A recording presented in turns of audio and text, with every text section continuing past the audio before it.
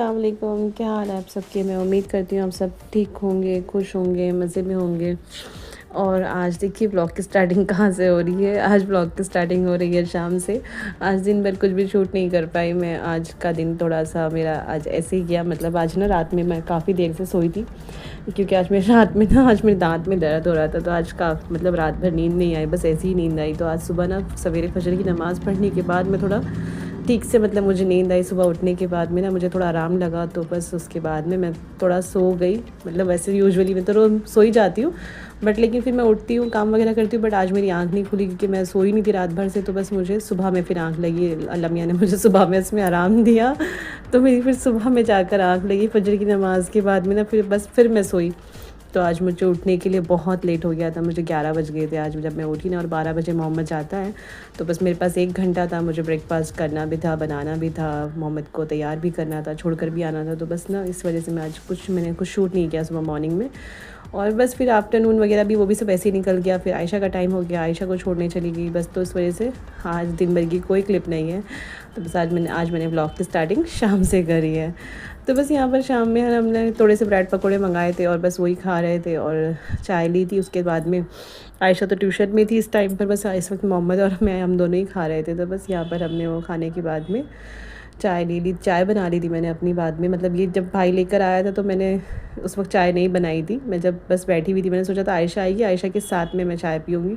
But फिर ये पापा ब्रेड पकोड़े लेकर आ गए, तो मैंने कहा चलो अब खा ही लेते हैं। अब जब आयशा सोचा फिर आयशा जब आएगी तो आयशा को अलग से दे देंगे, अभी हम खा लेते हैं वरना ठंडे हो जाएंगे।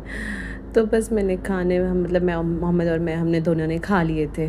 तो बस यहाँ पर देखिए मैं डिनर बना रही थी। डिनर में मैं बना रही थी आज चिकन की पुलाव, क्योंकि पिछले कुछ दिनों से ना चिकन की पुलाव बनी नहीं थी। चिकन की क्या, कोई भी पुलाव नहीं बनी थी असल में पिछले कुछ दिनों से। और हमारे घर में यूजुअली सबसे ज़्यादा कोई चीज़ अगर बनती है ना तो वो पुलाव ही बनती है, वो चाहे किसी भी चीज़ की बने। बट लेकिन पुलाव हमारे घर में बहुत बनती है। और पिछले कई दिनों से ना मिस हो गई है, नहीं बन पाई है। तो बस इस वक्त सबका बहुत मन हो रहा था कि ना पुलाव बनाई जाए। अभी भी एक्चुअली पुलाव बननी नहीं थी, अभी भी कुछ और बनते बनते फिर पुलाव बन गई। तो बस ना अक्सर हमारे घर में ना खाने का अक्सर यही सीन होता है। हम लोग डिसाइड कुछ और कर रहे होते हैं और डिसाइड हो चुका होता है कि यही बनाना है। और फिर जैसा मान लो आधा घंटे बाद मतलब जैसा बहुत पहले तैयारी हो गई, मतलब डिसाइड हो गया है। मतलब अगर डिनर का टाइम है और डिनर के लिए अगर मान लो अभी हमने पुलाव डिसाइड कर दी, शाम के 6 बजे की बात है, अगर हम लोग डिस्कशन कर रहे हैं कि क्या बनना है और हमने बोला चलो ठीक है पुलाव बना लेते हैं, और हमारी डिसाइड हो गई कि हम पुलाव बनाएंगे। लेकिन जब तक बनने का टाइम आता है ना मतलब 8 बजे, 8 साढ़े 8 बजे के आसपास मैं डिनर बनाने लगती हूँ, क्योंकि 10 बजे तक खाते हैं तो तब तक आराम से बन जाता है। तो तब तक 8 बजे तक चीज़ें इतनी बदलती है। और जब मैं बनाने के लिए खड़ी होती हूँ तब कुछ और ही बनता है, जो इतने टाइम पहले डिसाइड होता है तो वो नहीं बनता है। तो बस यहाँ पर भी यही हाल हुआ था। अभी इस वक्त जब बनाने के लिए मैं लगी थी ना, तो यहाँ पर बनाने के लिए कुछ और डिसाइड हुआ था और यहाँ पर मैं बन कुछ और रहा था। और कुछ और क्या डिसाइड हुआ था, मतलब पहले जो बनने वाला था ना, पहले गुर्दे कलेजी बनने वाले थे और वो आ भी गए थे। धो वो के रख भी दिया था, भाई ने ही धोया था और वो रख दिया था उन्होंने। कहने लगा कि चलो ठीक है मैं धो के दे देता हूँ, तुम यही बना लेना। तो वो धो के रखे हुए थे। तब तक मैं मोहम्मद को पढ़ा रही थी, क्योंकि आयशा भी ट्यूशन गई हुई थी और मैंने थोड़ा सा टाइम था, मैंने कहा चलो मोहम्मद का ओरल करा लेते हैं। तो मैं मोहम्मद को पढ़ा रही थी उस वक्त, तो इस वजह से मैंने नहीं किया। मैंने कहा चलो 8 बजे 8 साढ़े 8 बजे के आसपास मैं चढ़ाऊँगी, क्योंकि तब तक खाना बन जाएगा फिर। लेकिन मैं जैसे जब तक टाइम हुआ ना फिर बाद में फिर डिसाइड हुआ कि नहीं अब पुलाव बननी चाहिए, बहुत दिन हो गए हैं, तो आज पुलाव बनाई जाए। तो बस फिर यहाँ पर पुलाव के लिए लग गए। हमारे साथ में हमेशा अक्सर ऐसे ही होता है, हम लोग डिसाइड कुछ करते होता है कुछ और है। पता नहीं मतलब हमारे यहाँ होता है या आप लोग के यहाँ भी ऐसा होता हो, आप बताना मुझे कमेंट में कि आपके यहाँ आप लोग भी इसी तरीके से करते हो क्या। हमारे यहाँ हर चीज़ में ऐसा होता है, खासकर मतलब खाने वगैरह की चीज़ हो, ऐसे मतलब खाने वगैरह कुछ डिसाइड करते हैं फिर बनता कुछ और है। और ज़्यादातर ट्रिप वगैरह पर ही, मतलब हम लोग जब कभी जाते हैं ना गांव वगैरह जाते हैं, हमारे टिकट वगैरह बने होते हैं। मतलब बचपन से आज तक अभी तक, मतलब अभी शादी के बाद तो खैर ऐसा नहीं होता है, अल्लाह का बहुत शुक्र है। मतलब शादी के बाद में अब ऐसा हो गया ना चीज़ें वो हमारे हाथ में, हमको पता है। और मुझे उस चीज़ से बहुत ज़्यादा गुस्सा आता है। मेरे लिए मैं ऐसी हूँ कि ना बस मैंने जो एक बार चीज़ डिसाइड कर दी तो मुझे वो चीज़ करनी है एनी हाउ। या तो मैं उसको प्लान नहीं करती, अगर प्लान किया तो वो मुझे करनी है, चाहे जैसे भी तैसे करूँ, पर मैं करती हूँ। तो हमारा ऐसा होता था शादी से पहले ना जैसे मान लो हम लोग को गांव जाना है और हमने टिकट बना लिए, हमारा टिकट वगैरह सब बन चुके होते थे। मान लो जैसे उस वक्त तो बहुत पहले पहले बना करते थे, जब छुट्टियां होती थी, पता होता था कि भाई चलो समर वेकेशन आने वाली है, दिवाली वेकेशन आने वाली, तब जाना है। तो मान लो आज की टिकट हमने बुक करा दी है, तो जाने के दिन तक वो टिकट पता नहीं कितनी दफ़ा कैंसिल होता था, फिर दोबारा से बनता था, फिर कैंसिल होता था। मतलब कम से कम 4-5 टिकट हमारे कैंसिल होते थे, फिर हम किसी टिकट पर एक पर जाते थे। तो ये हमेशा हमारे यहाँ होता था, सच में बिल्कुल ये ज़रूर होता था। मतलब इतने पूरे सालों में हमारे साल के 2-3 चक्कर तो गांव के लगते ही थे। तो ये होना कंपलसरी था कि टिकट कैंसिल अगर ना हो तो हम उस टिकट पे गांव नहीं जा सकते। यहाँ तक कि वहाँ से आते वक्त भी यही होता था। जब हम वहाँ से आते थे तब भी हमारे टिकट कैंसिल ज़रूर होते थे। आज का टिकट है तो नहीं, अभी नहीं जाना, अभी और थोड़े दिन रुको, तो फिर वो कैंसिल हो जाता था, फिर दूसरा बनता था। इस तरीके की चीज़ें हमेशा हुई है। तो आप लोग भी मुझे बताना, आप लोगों के साथ भी ऐसा कभी हुआ है क्या? आप लोगों की यहाँ आपका भी कोई ऐसे एक्सपीरियंस है क्या? आप मुझे कमेंट करके बताना, आप लोगों के साथ कभी ऐसा हुआ है क्या? आप लोगों की भी कोई ट्रेन मिस हुई है, या आप लोग भी कभी ऐसे करते थे कि आपके भी कई कई टिकट कैंसिल होते थे और आप लोग जाते थे? हमारे यहाँ तो अक्सर यही होता था, ऐसे ही होता था सच में। बहुत टिकट, और जब तो मतलब ज़माना इतना डिजिटल भी नहीं था, चीज़ें इतनी डिजिटल तरीके से होती भी नहीं थी। आज अब तो हम अपने टिकट वगैरह खुद बुक कर लेते हैं, खुद बना लेते हैं, सब कुछ होता। तब तो उस वक्त या तो एजेंट के थ्रू हुआ करता था या फिर खुद जाकर बुकिंग करानी पड़ती थी। उस वक्त तो इतनी मुश्किल होती थी टिकट बनाने के लिए। आजकल तो सब कुछ एक ऐप के थ्रू हो जाता है, आप एक फ़ोन से कुछ भी कर सकते हो। तो उस वक्त तो ये सब चीज़ें ऐसी भी नहीं थी, तो तब तो बहुत ही मुश्किल होती थी। लेकिन स्टिल चीज़ें हमारी ऐसी होती थी, हम फिर भी टिकट कैंसिल कराते थे, कैंसिल भी होता था, नया बनता भी था। तो बस ऐसी हमारी लाइफ हमारी ऐसी ही थी तब उस वक्त। तो बस ये देखिए यहाँ पर पुलाव बन रही है। वैसे तो मैंने पुलाव की रेसिपी पहले भी एक दफ़ा शेयर की है, बट मैंने बहुत स्टार्टिंग के दिनों में वो शेयर करी थी। पता नहीं आप लोगों ने वो वीडियो देखी होगी या नहीं देखी होगी, और अगर नहीं देखी हो तो आप लोग उसको देखें ज़रूर, आपको उसमें से रेसिपी समझ में आ जाएगी, अगर एग्जैक्टली रेसिपी आपको सीखनी है, समझनी है। और बाकी अगर थोड़ी बहुत आपको नॉलेज है तो आप बाकी यहाँ से देखकर भी समझ ही सकते हैं कि मैंने किस तरीके से बनाई है। आप लोग इस तरीके से बना सकते हैं पुलाव को, बहुत ईजी तरीका है ये, और बहुत जल्दी बन जाती है, और टेस्ट तो बहुत ही गज़ब का खैर आता ही है। मेरी हर रेसिपी में टेस्ट की आपको कोई कमी नहीं मिलेगी। आप लोग अगर उसको एज़ इट इज़ बनाते हैं तो आपको टेस्ट में कोई कॉम्प्रोमाइज़ नहीं मिलेगा। तो बस यहाँ पर उसी की तैयारी हो रही है। मसाला देखो यहाँ पे भुनने लग रहा है, बस मसाला भुन जाएंगे तो हम इसके अंदर पानी डाल देंगे। और इसमें कुछ भी नहीं है, मैं अगर आपको डिटेल में बताऊं तो मैंने पहले शुरू में एक प्याज फ्राई की है मीडियम साइज़ की, उसमें थोड़े से मैंने स्टार्टिंग में, लेकिन पहले कुछ खड़े मसाले डाले हैं, लौंग, काली मिर्च, ज़ीरा, तेज़पत्ता, थोड़ी सी दालचीनी, बस ये सब डाल के मैंने उसको थोड़ा सा फ्राई कर लिया है। और फिर बाद में उसके बाद मैंने इसमें प्याज डाली है, और प्याज को हल्का सा गुलाबी होने तक फ्राई करेंगे। और उसके बाद हम इसके अंदर चिकन डाल देंगे। चिकन डालने के बाद उसमें नमक डालेंगे टेस्ट के अकॉर्डिंग, या थोड़ा एक्स्ट्रा भी डालोगे तो चलेगा, क्योंकि वैसे भी चावल डलने वाले हैं, तो तेज़ भी हो गया तो कोई मसला नहीं है। आप लोग चावलों के हिसाब से भी नमक डाल सकते हैं। और बस उसको अच्छे से तल लेंगे, चिकन का मतलब पूरा पानी सूखने तक आपको उसको तलना है। और बस फिर उसके बाद इसके अंदर आप मसाले डाल दें। मसाले में आपको अदरक लहसुन का पेस्ट, हरी मिर्ची और थोड़ी सी सौंफ, अगर ये आप खट्टा पीस लें तो अच्छी बात है, बट अगर आपके पास में अदरक लहसुन जैसा पिसा हुआ हो तो आप हरी मिर्ची और थोड़ा सा सौंफ का पेस्ट बना लें, वो आप इसमें डाल दें। और थोड़ा सा धनिया पाउडर और थोड़ा सा गरम मसाला पाउडर, मतलब अगर आपका 1 किलो चिकन है तो 1.5 चम्मच आपको धनिया पाउडर लेना है और आधा चम्मच आपको गरम मसाला पाउडर लेना है। बस यही इसके मसाले हैं, और इनको अच्छे से भून लें। जब आपका मसाला भुन जाए आप इसके अंदर पानी डाल दें, और अगर आपको चाहिए तो आप ऊपर से 2 चम्मच के करीब हरी मिर्ची का अचार आप इसमें डालें, अगर आपको पसंद हो तो। अदरवाइज़ आप स्किप कर दें। मैं यहाँ पर डाल रही थी क्योंकि कभी कभार ऐसी भी ना अच्छी लगती है हम लोगों को, तो बस मैंने यहाँ पर डाला था थोड़ा सा।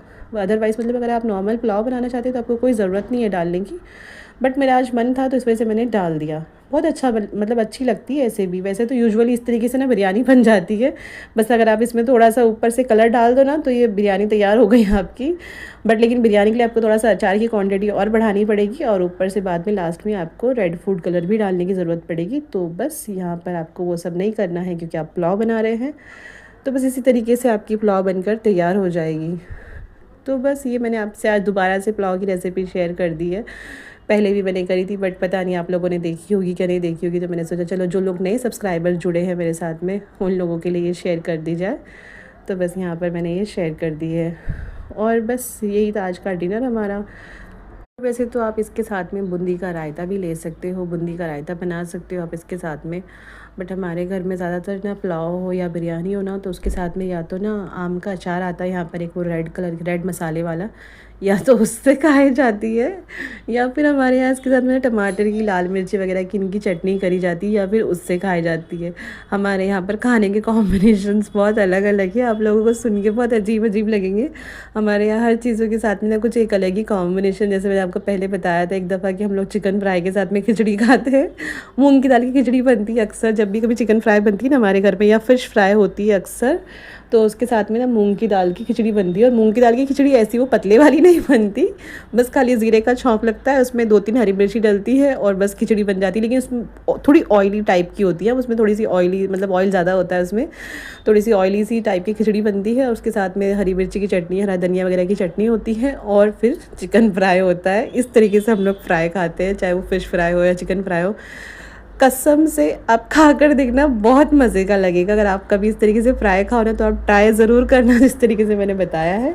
और बस इसी तरीके से हमारे घर में जब भी कोई पुलाव या बिरयानी बनती है ना, तो वो या तो वो वाला जो रेड मसाले वाला अचार होता है ना आम का, या तो उसके साथ में, नहीं तो फिर टमाटर की और लाल मिर्ची की चटनी के साथ में। बहुत गज़ब की लगती है, सच में बहुत अच्छी लगती है। आप भी कभी ट्राई ज़रूर करना। लाल मिर्ची की चटनी के लिए तो आपको कुछ भी नहीं करना है, खाली एक मीडियम साइज़ का टमाटर लेना है, और करीबन मैं बोलूँगी 3 से 4 चम्मच आपको दही के लेने हैं, और एक बड़ी साइज़ की लहसुन लेनी है, मतलब जिसमें लहसुन वो पूरा गड्डी होती है ना, वो एक गड्डी लहसुन लेनी है, और 1 चम्मच लाल मिर्ची और नमक। बस आप इसको पीस लें अच्छे से, एकदम अच्छा बारीक सा पेस्ट बना लें। अगर बहुत ज़्यादा थिक आपको लगे, आप इसमें थोड़ा सा पानी ऐड कर दें, और बस आपकी चटनी बनकर तैयार हो गई। और इससे आप खाना अपनी पुलाव या बिरयानी को, आपको कसम से मज़ा ही आ जाएगा।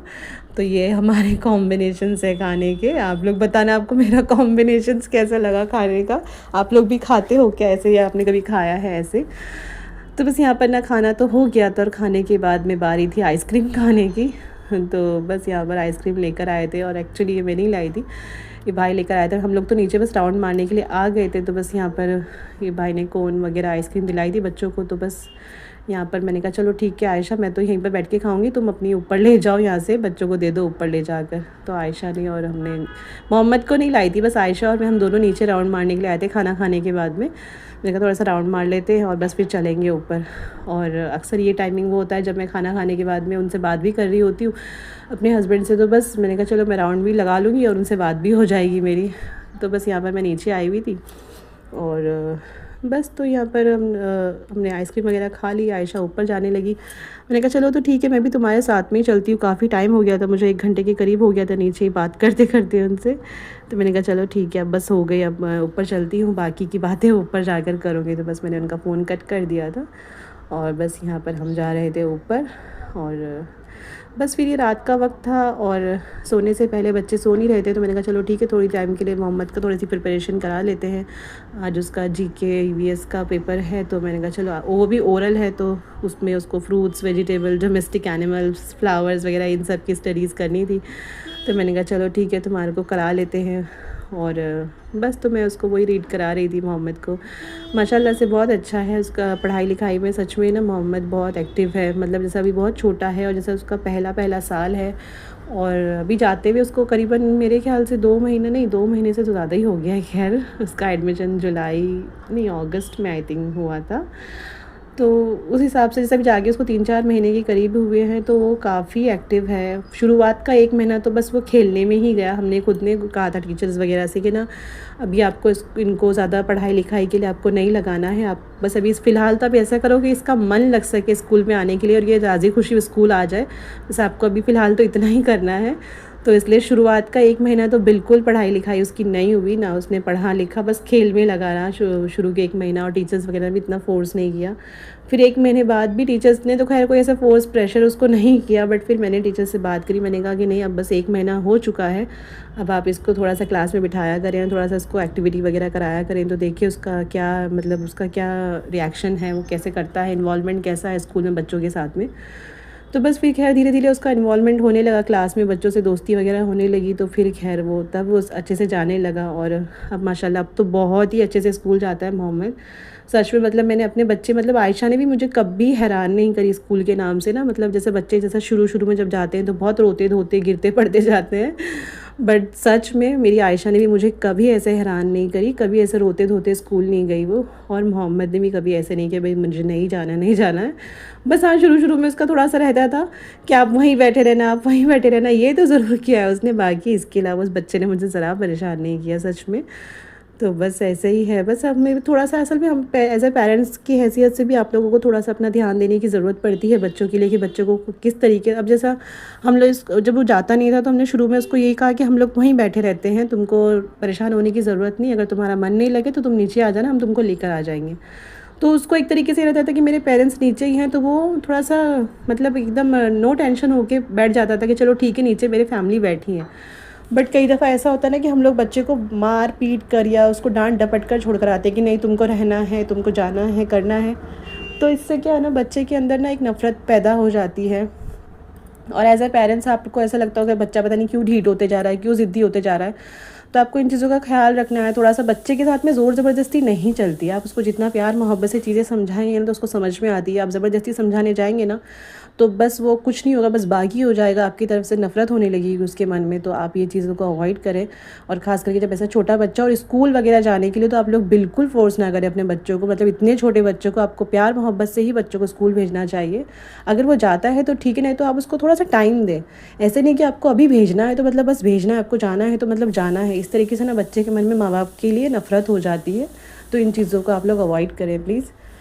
तो बस यहाँ पर देखिए यही था आज का ना दिन। दिन तो क्या, आज तो ये शाम से लेकर की ही क्लिप है, आज दिन भर तो खैर कुछ नहीं हुआ।